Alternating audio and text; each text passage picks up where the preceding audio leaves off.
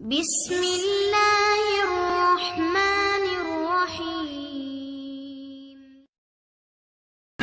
کلام الہی میں پوشیدہ ہے۔ قرآن کریم کا مطالعہ کیا جائے تو یہ معلوم ہوتا ہے کہ تمام اہم اعلانات رب تعالیٰ نے اپنے محبوب اکرم کی زبان پاک سے کروائی۔ سبحان اللہ۔ تمام یہ اہم اعلانات رب تعالیٰ نے محبوب کریم کی زبان پاک سے کروائے ہیں۔ اپنی توحید کا اعلان کروایا تو محبوب کریم کی زبان پاک سے کروایا۔ توجہ ہے آپ کی؟ سمجھ بھی آیا ہوگا نا؟ سمجھ آیا تو بتائیں کہ سمجھ آیا؟ توحید کا اعلان کروایا تو محبوب اکرم کی زبان پاک سے کروایا، اور محبت خدا کا اعلان کروایا تو محبوب کریم کی زبان پاک سے کروایا، محبت اہل بیت کا اعلان کروایا تو محبوب کریم کی زبان پاک سے کروایا، اور پھر محبوب کریم کی رسالت کا اعلان کروایا تو پھر محبوب پاک کی زبان پاک سے ہی کروایا۔ اپنی توحید کا اعلان کروانے کے لیے فرمایا قل هو اللہ احد۔ پیارے محبوب آپ فرما دیجئے کہ وہ اللہ ہے۔ توجہ نہیں فرمائی آپ نے؟ آپ فرما دیجئے کہ وہ اللہ ایک ہے، اور محبت خدا کا اعلان کروانے ہوئے فرمایا قل ان کنتم تحبون اللہ فاتبعونی یحببکم اللہ، کہ پیارے محبوب آپ فرما دیجئے کہ اے اللہ سے محبت کرنے والوں میری پیروی کرو، میری اتباع کرو، اللہ تم سے محبت کرنے لگے۔ اور محبت اہل بیت کا اعلان کرواتے ہوئے فرمایا قل لا اسألکم علیہ اجرا الا المودۃ فی القربى۔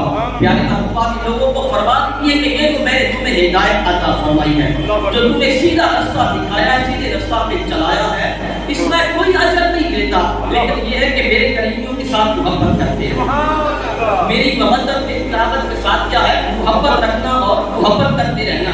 اور آقا کریم کی رسالت کا اعلان کرواتے ہوئے فرمایا قل یا ایھا الناس انی رسول اللہ الیکم جمیعا۔ پیارے اللہ کے لوگوں کو فرما دیجئے کہ اے لوگوں میں تم سب کی طرف خدا کا رسول بن کے آیا۔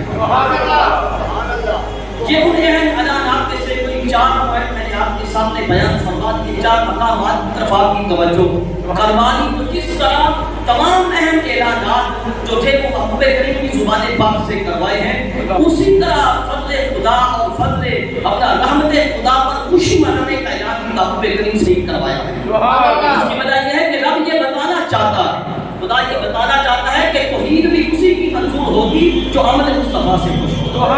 توجہ نہیں فرمائی میرا پیارا، توحید بھی اسی کی منظور ہوگی جو آمد مصطفیٰ سے خوش ہوتا ہے، محبت خدا بھی اسی کی منظور ہوگی جو آمد مصطفیٰ سے خوش ہوتا ہے، اور کیا ہے کہ محبت اہل بیت بھی اسی کی محبوب ہوگی جو کیا ہے کہ آمد مصطفیٰ سے خوش ہوتا ہے، اور کیا ہے کہ عقیدہ رسالت بھی اسی کا مطلوب ہوگا جو آمد مصطفیٰ سے خوش ہوتا ہے۔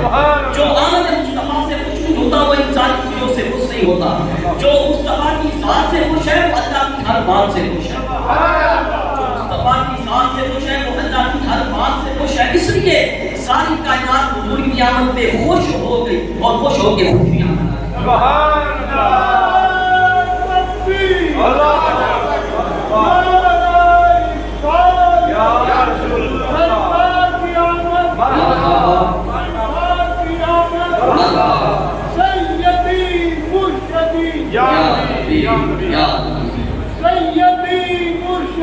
یا نبی